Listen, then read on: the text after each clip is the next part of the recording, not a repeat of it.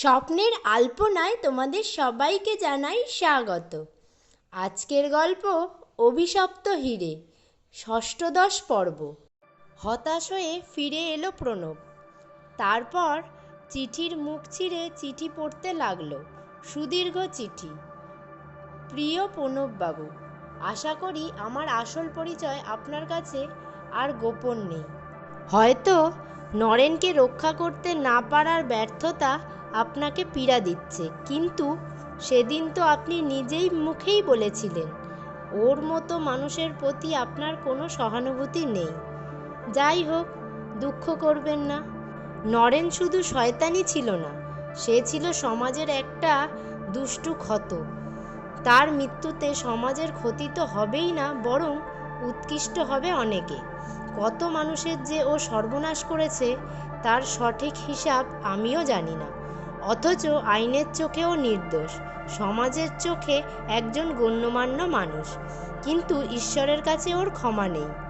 তার বিচারে ঘৃণ্য অপরাধদের জীবনে বোধহয় এভাবেই নেমে আসে চরমদণ্ড। হরেনের জবানবন্দি থেকে সমস্ত ঘটনাই আপনি জেনেছেন, কিন্তু যে অংশটুকু কেউ জানে না, তাই আজ আপনাকে সবিস্তারে জানাচ্ছি। আপনাকে জানাবো বলে আগে থেকেই চিঠিটা আমি লিখে রেখেছিলাম। আলো নিভে যাওয়ার কী ব্যবস্থা করেছিলাম সেটা আগে বলে নিই।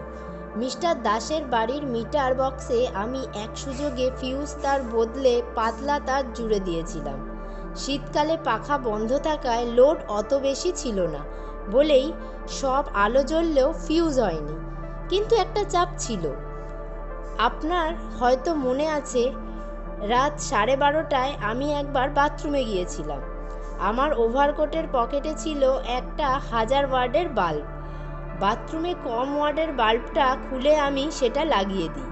আমি জানতাম একবার না একবার আপনাকে বাথরুমে যেতে হবেই, আর বারান্দার শেষে যে বাথরুম, সেটাতেই যাওয়া আপনি পছন্দ করবেন। একেই পাতলা তার লাগাবার ফলে মেন ওভারলোড হয়ে গিয়েছিল।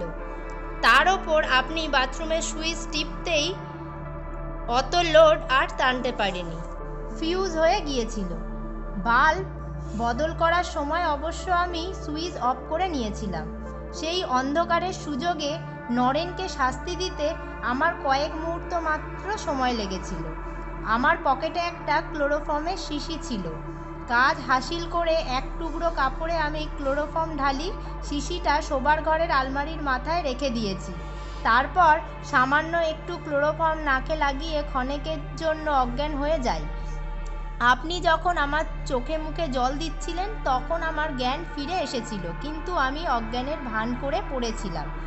আসুন এবার আমরা ফিরে যাই 30 বছর আগের ঘটনায়, যেখানে হরেনের জবানবন্দি শেষ হয়েছে। সেখানে আমাকে ছোঁড়া মেরে হিরেগুলো নিয়ে আমার বন্ধুরা চলে গেল। যেখানে আমায় ফেলে গেল সেখান থেকে দুর্গম অরণ্য বেশি দূরে নয়। হিংস্র পশুর দল শিকারের সন্ধানে যে কোনো মুহূর্তে ওখানে আসতে পারে।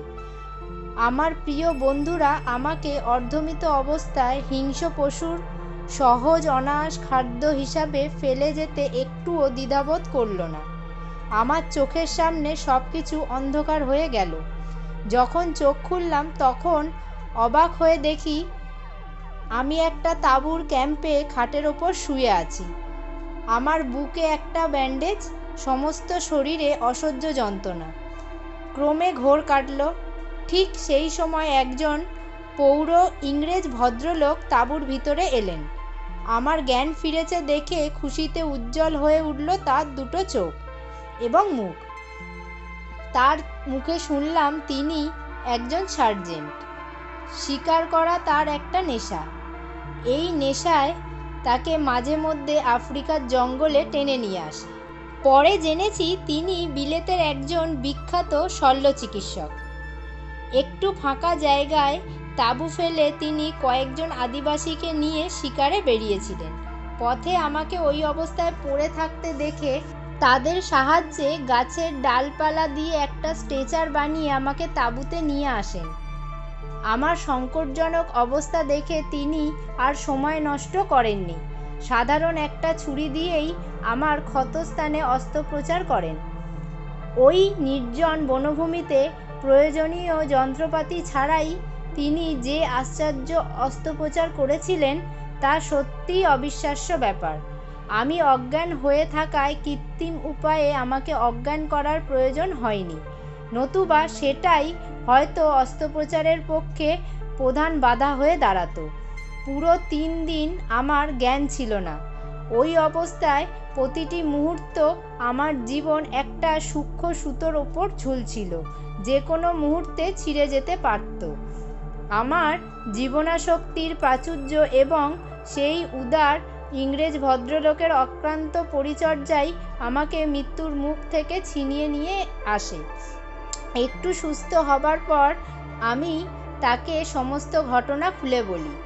সব শুনে তিনি বলেছিলেন, দেখো মিটার, শিকারের নেশায় সুদূর লন্ডন থেকে আমি এখানে ছুটে আসি, কিন্তু তোমার তথাকথিত বন্ধুরা দেখছি জঙ্গলের পশুদেরও হার মানায়। ক্রমে তার ফেরার সময় হলো। আমাকে আরও কিছুকাল সম্পূর্ণ বিশ্রাম নেবার উপদেশ দিয়ে তিনি বললেন, সুস্থ হবার পর যদি ইচ্ছে হয় আমি যেন তার কাছে চলে যাই। তার বাড়ির দরজা আমার জন্য সবসময় খোলা থাকবে। বিদায়ের মুহূর্তে আমি তার 2 হাত চেপে ধরে অঝরে চোখের জল ফেলছিলাম। সেই অশ্রু যে আমার কৃতজ্ঞতার একটা নীরব অভিব্যক্তি তা বুঝতে পেরে তার 2 চোখও সজল হয়ে উঠেছিল। তিনি বলেছিলেন, দুঃখ করো না মিটার, আবার আমাদের দেখা হবে। সাহেব খুব ভালো শিকারী ছিলেন, তাই জঙ্গলিরা তাকে অত্যন্ত সম্মানের চোখে দেখত। তাদের তিনি বারবার আমার সুখসুপিদের দিকে নজর রাখতে বলে গেলেন। এইভাবে 1 মাস কেটে গেল। গভীর অরণ্যের কিছু দূরে জঙ্গল কেটে জঙ্গলিরা বসতি গড়ে তুলেছিল। হিংস্র পশুর আক্রমণের হাত থেকে আত্মরক্ষার প্রয়োজনে কুটিরগুলোর চারপাশে তারা শক্ত আর উঁচু খুঁটির বেড়া বানিয়েছিল। কিন্তু তা সত্ত্বেও এই হিংস্র সিংহের মতো দুর্দান্ত পশুর কবল থেকে নিস্তার পাওয়া সহজ ছিল না। উঁচু বেড়া টপকে তারা শিকার মুখে করে আবার বেড়া টপকে চলে যেত। তাই কুটিরগুলোর আশপাশে শুকনো কাঠ জড়ো করে আগুন জ্বালিয়ে রাখা হতো। রাতের অন্ধকারে মনে হতো যেন সমস্ত জায়গাটা জুড়ে বনোৎসব চলছে। এত সাবধানতার সত্ত্বেও কিন্তু মাঝে মাঝে হিংস্র পশুর আবির্ভাবে চারিদিকে শোরগোল পড়ে যেত। পুরুষরা বর্ষা কুঠার নিয়ে বেরিয়ে পড়ত। এই জঙ্গলিদের মন ছিল শিশুর মতো সারল্য, আর বুকে ছিল অদম্য সাহস। একদিন এমন এক রাতে একজন জঙ্গলিকে কুঠারের প্রচণ্ড আঘাতে একটা সিংহের মাথা দুভাগ করে দিতে দেখেছিলাম। কয়েকদিন আগে ওর বউকেই মুখে করে নিয়ে গিয়েছিল সিংহটা। প্রকৃতির মুক্ত পরিবেশে ঝর্ণার নির্মম জল আর নিজ শিকার করা পাখি, হরিণ কিংবা বুনো শূকরের মাংস খেয়ে আমি খুব তাড়াতাড়ি সুস্থ হয়ে উঠেছিলাম। ক্রমে শরীর চাঙ্গা হয়ে উঠল, হারিয়ে যাওয়া শক্তি ফিরে পেলাম। আমিও ওদের সঙ্গে শিকারে বেরোতে লাগলাম। সাহেব আমাকে বেশ কিছু টোটা উপহার দিয়ে গিয়েছিলেন, সেগুলো খুব কাজে এলো। উপজাতিরা আমার সঙ্গে যে মধুর ব্যবহার করেছিল তার তুলনা হয় না।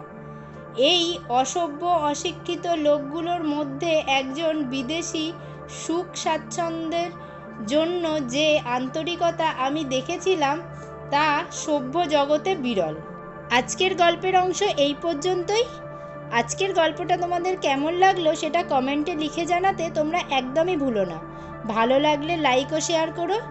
আর যারা নতুন বন্ধু আজকেই আমার এই গল্পটা প্রথমবারের জন্য শুনছো, তারা অবশ্যই আমার চ্যানেলটাকে সাবস্ক্রাইব করে রাখো, যাতে পরবর্তীতে দেওয়া ভিডিওগুলো তোমরা খুব তাড়াতাড়ি পেয়ে যাও।